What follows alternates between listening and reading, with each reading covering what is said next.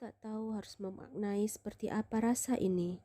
Aku rindu yang sama dan masih saja sama.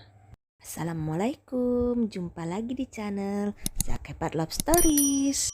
Cerbung Aku, Kamu, dan Ryuni diambil dari karya Zakapat Azawa yang berjudul Senandika Rasa. Selamat menikmati.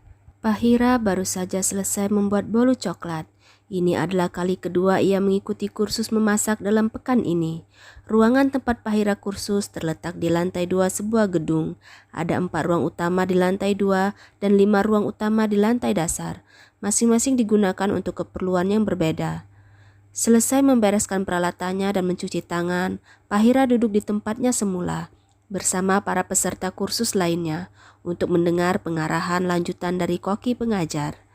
Terdengar kasak-kusuk dari beberapa peserta kursus. Mereka sedang melihat sesuatu di ponsel. Sebagian bahkan menunjuk ke arah Pahira. Ada apa? Apa yang sedang kalian lihat? Wanita muda berambut sebau yang duduk di dekat Pahira bertanya kepada peserta yang tengah kasak-kusuk. Ia lantas mengambil ponsel dari salah satu peserta lainnya dan ia melihat video Pahira di sana. Ia menatap Pahira yang kini tengah berkaca-kaca. Hentikan, aku bilang hentikan. Wanita itu marah-marah dan meminta mereka semua berhenti menonton video tersebut. Pahira yang merasa jengah dan tak tahan lantas mengambil barang-barangnya dan memasukkan ke dalam tas, lalu bergegas pergi keluar ruangan. "Pa, kau mau kemana? Pahira!" Wanita berambut sebau berusaha mengejar, namun Pahira tak memedulikan. Ketika Pahira berjalan melewati koridor, dilihatnya banyak orang menatapnya penuh selidik, bahkan memponis seenak mereka. "Itu dia, lihat dia, pikirnya dia cantik. Wah, sungguh tidak menyangka, hijabnya cuma tameng." Kalimat-kalimat yang terdengar sangat menusuk, tidak hanya di telinga, tetapi juga di hati Pahira. Perempuan berhijab yang tengah diliputi lara terus saja melangkahkan kakinya melewati kerumunan orang-orang. Semakin lama semakin cepat. Ia pun bergegas menaiki bus yang berhenti di depan jalan. Abimana yang sedang duduk memegang ponsel mendadak berdiri dengan tegang tatkala ia melihat video Bagas dan Pahira yang beredar di sosial media melalui link yang dikirim seseorang ke aplikasi WhatsApp-nya. Ia membaca komentar-komentar buruk yang ditujukan kepada Pahira. Pria keturunan Jawa itu menarik jas yang tergantung keluar dari ruangan dengan tergesa. Karyawan divisi pengawasan mutu menatap heran manajer mereka. Abimana menghentikan mobilnya di depan ruko tempat Pahira kursus, membuka kontak di ponsel lalu menelepon Pahira. Lama panggilan berbunyi, tetapi tak kunjung dijawab. "Angkatlah, Pa." Abimana mencoba sekali lagi. "Pa," sebutnya saat panggilan terhubung. "Aku Sarah, teman kursus Pahira, ponselnya tertinggal." Abimana merasa lemas. Ia memikirkan sesuatu, lantas menghidupkan mesin dan menjalankan kendaraan roda 4-nya. Bagas mengemudikan mobil memasuki kompleks perumahan mewah tempat tinggalnya dengan pandangan sayu. Ia melirik ponselnya yang berbunyi, panggilan dari papinya. Namun tak dihiraukannya. Ponselnya terus berbunyi, kali ini pesan masuk bertubi-tubi. Bagas menepikan mobil dan melihat pesan satu persatu. "Dasar anak tidak tahu diuntung, selalu membuat ulah." Pesan dari Tuan Rael kirimkan. Bagas menanggapinya dingin. Dan Bagas harus lihat ini." Bagas mengklik tautan yang Pak Karyo kirimkan. Ia tersentak, ditontonnya video itu sampai selesai. Bagas memutar arah dan melajukan mobil dengan kecepatan tinggi. Abimana telah sampai di depan rumah.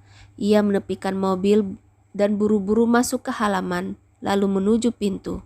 Rumah terkunci. Pahira belum pulang. Abimana mengusap wajah dan menghela napas berat. "Pa, kamu di mana?" Abimana berjalan gontai, keluar dari halaman rumah. Fortuner hitam metalik melaju dari kejauhan dan berhenti tepat di depan bangunan modern minimalis milik Abimana. Bagas keluar dari mobil. Abimana memasukkan ponsel ke saku celana, berjalan cepat mendekati Bagas. "Di mana Pahira?" Bukan jawaban yang Abimana berikan, melainkan kepalan tangan yang menghantam keras wajah Bagas.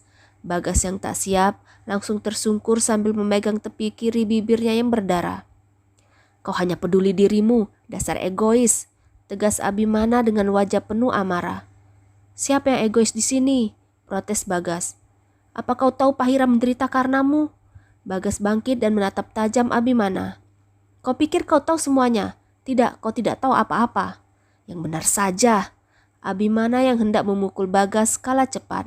Bogem mentah yang Bagas layangkan tepat mengenai pipi Abimana.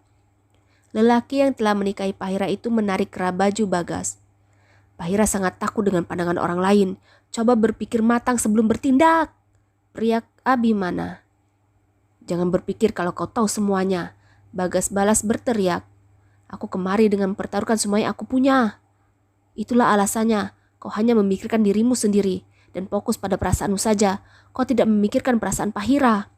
Lalu kau terlalu fokus pada perasaanmu sehingga tidak melihat apapun. Bagas melepaskan cengkraman tangan Abimana dengan kasar. Abimana mencermati wajah Bagas beberapa saat. Lupakan saja. Ia memalingkan muka dan meninggalkan Bagas. Abimana kembali ke kantor. Sebelum gedung Mentari Food Company itu benar-benar tutup. Ia telah mencari Pahira di rumah orang tuanya, tetapi tak jua ia temui. Ia tak punya bayangan tempat lain yang kira-kira istrinya datangi. Abimana melangkah ke dalam gedung yang telah sepi dengan tak bergairah, hingga ia melihat sosok yang dicarinya sejak tadi, sedang duduk termenung di lobi kantor. Abimana kembali bersemangat. Pahira! Pahira mengangkat kepala dan menoleh ke asal suara. Ia berdiri. Dengan berlari kecil, Abimana mendekati istrinya. Sepasang suami istri itu berhadapan. Kau tidak apa-apa? Aku khawatir karena tidak bisa menghubungimu. Pahira tak menjawab. Matanya berkaca-kaca. Ia menatap Abimana tanpa aksara. Hingga Pahira menyadari ada luka di pipi kiri suaminya. Ia menyentuh luka itu. Kau kenapa? Tanya Pahira. Wajahnya diliputi kecemasan. Tidak penting. Apa kau bebek saja? Bagaimana bisa tidak penting? Netra Pahira makin berkabut. Bagaimana bisa kau mencemaskanku sekarang? Setetes bening halus luruh dari matanya. Apa kau tidak marah? Abimana menatap dekat Pahira. Rasa cemas yang tadi mendera telah berganti perasaan haru. Ia tersenyum. Dasar bodoh, kau harusnya marah padaku. Aku istrimu, tapi selalu menyakitimu. Aku selalu tidak memberitahu jika Bagas menemuiku. Kau mestinya marah, berdebat dan bertengkar denganku. Lelaki di hadapan terus saja menatap Pahira dengan penuh kasih. Lalu ia merangkul sang istri, mendekap tubuhnya dalam pelukan, menyandarkan kepala Pahira di dadanya yang bidang. Baiklah, aku mengerti. Aku akan marah sekarang. Karena itu, jangan kau marah. Abimana membiarkan Pahira terisak dalam rengkuhannya. Expander perak metalik berhenti di depan rumah modern minimalis. Abimana akan membuka pintu mobil. Pahira mencegahnya. Biar aku saja. Pahira tersenyum. Turun dari kendaraan beroda 4 lalu membuka pagar. Ia menepi agar mobil yang Abimana kemudikan bisa masuk. Abimana teringat sesuatu. Ia melongo. Pa, sepertinya aku harus kembali ke kantor. Aku lupa ada berkas penting yang harus segera diselesaikan. Tidak apa jika aku tinggal? Pahira mengangguk, lalu melambaikan tangan saat Abimana melajukan mobil ke arah sebaliknya.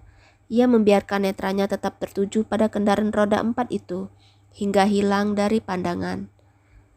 Pahira, perempuan berhijab yang akan menutup pagar terbelalak atas apa yang ia lihat.